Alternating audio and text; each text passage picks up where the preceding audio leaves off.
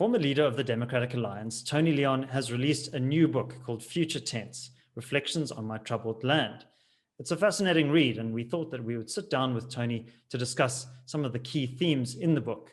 What follows is an extract from a longer conversation. If you enjoyed this analysis and commentary, please give this video a like and also subscribe to the channel for more insights from the CRA team.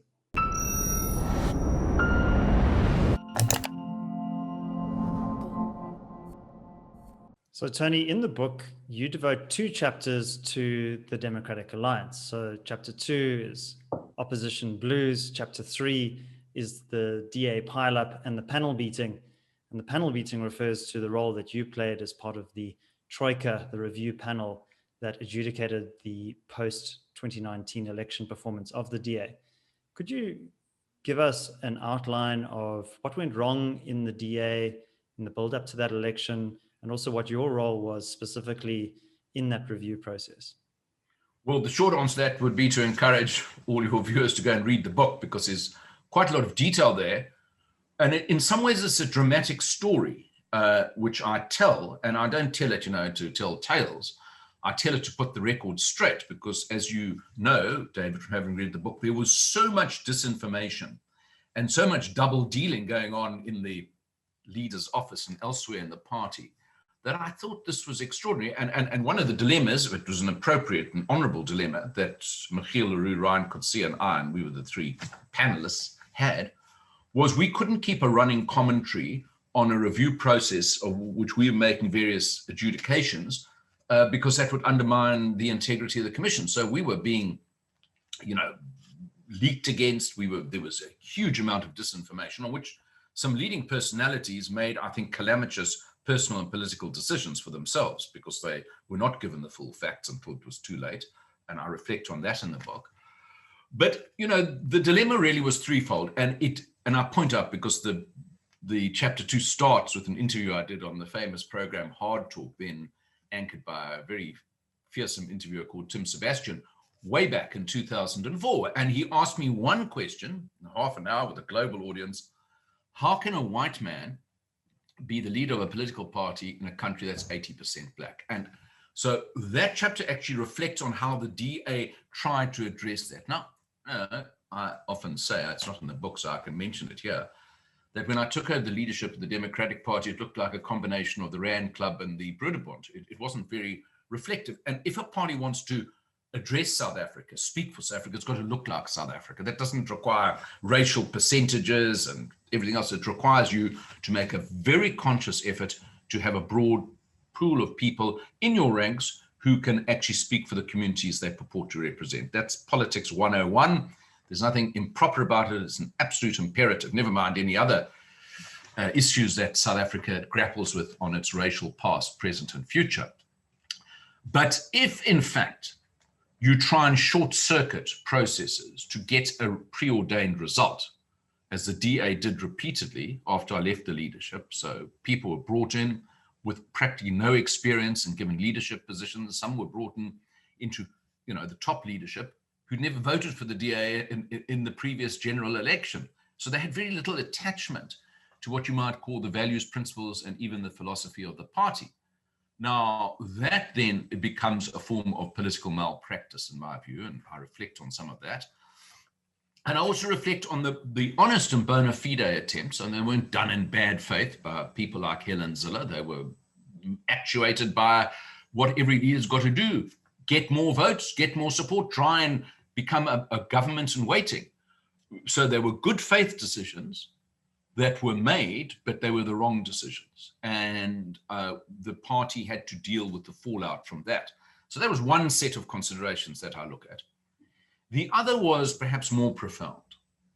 And that was the idea that if you ditched and soft-pedaled your principles, your core beliefs, and even the interests, the legitimate interests, not some wrong, revanchist, racist interest, but the legitimate constitutional interests of your own existing constituency, you ditched them in search of a new constituency, which clearly was not going to vote for you in a month of Sundays, you landed up with the worst of both worlds. You offended your friends and your supporters, and you got the contempt of your opponents, and you made no traction among the people that you purportedly were trying to do by abandoning your principles and claiming that you were going to be the next government. So that was a cardinal error, I reflect. The third error was what you might call a political, tactical, bad judgment call. And that was, and I think there was a lot of excitement. I certainly was hugely excited. I thought this justifies most of my adult life. When the DA ousted from power the mayors of the ANC mayors of Pretoria, Tshwane, Johannesburg, Nelson Mandela Bay, and retained Cape Town with a 2/3 majority, I thought this really was deliverance. But I was always aware of the fact that those election results, which were really very dramatic, and as I say, Musi Maimane, the lead time, got the credit for them, although there were other factors, but to the leader go the laurels, as it were, that actually what had happened in the nadir of the Zuma presidency, which 2016 represented, was that more and more ANC voters were simply staying away from the polls in the township areas. And the suburban vote was massified. So everyone who hated Zuma in the suburbs and elsewhere went and voted largely for the opposition, and people in the townships stayed away. On that fragile premise was predicated a whole lot of assumptions that with a bit more effort, a few less principled decisions, the party could be knocking on the door of the union buildings in 3 years' time. What was never factored in was that since leadership is a big determinant of people's political decision-making and voting patterns, is that actually in the next election, Zuma wouldn't be at the helm of the ANC. The much more user-friendly, financially literate, and apparently more competent Cyril Ramaphosa would lead the ANC, and the DA would not have, the straw man of Zuma to contend against. And that then led to the 2019 election results in part, and that's also looked at in this. In those two chapters, where really I give as honest an account as possible of the dramas that prefigured the DA, notwithstanding the fact that obviously one of the casualties of that process is having elected its first black leader. 2019 saw the exit of the same leader, which obviously has profound consequences even today for the party. Enjoying our content? Click here to subscribe to the CRA channel for more insightful commentary every weekday morning. So, Tony, how do you see opposition politics evolving from here? John Steenhuisen, the incumbent leader of the DA, has spoken about trying to build the rational center of South African politics. Do you think that such a center exists and is possible given the current configuration of parties in parliament at the moment? Well, if you simply look at the iron cladding around each political party, the short answer is no. If you look at some of the fractures within parties, the answer is yes. Yesterday, there was the famous vote in Parliament. We got to pocket this as a small victory. It's a victory nonetheless that Parliament will at least investigate the unfitness for office of the public protector. I thought that was a no-brainer, but it occasioned an enormous amount of excitement inside the ANC.